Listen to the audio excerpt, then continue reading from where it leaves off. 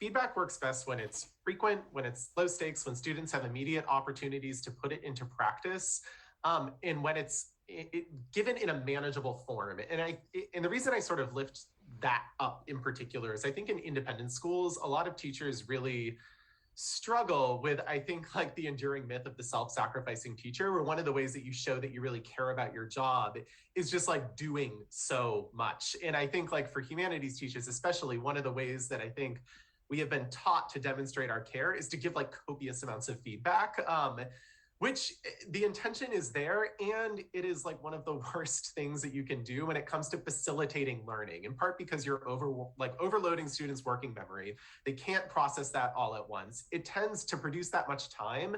It tends to be fairly far removed from when students were actually doing that work.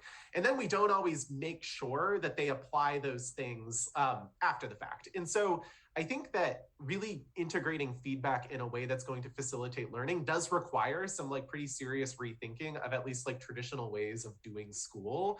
And this is where I alluded to my past experience as a track coach as like really influential in how I think about this.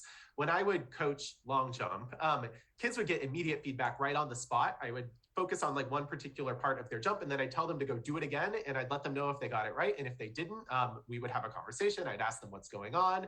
And so it's this constant sort of process of like micro adjustments that build up over time. And I have really taken that approach to heart in terms of how I teach writing, where those really short conferences where I sit down and ask students to apply it while I'm right there so I can check to see if it's working, that is far more effective than writing like a massive narrative comment on a paper.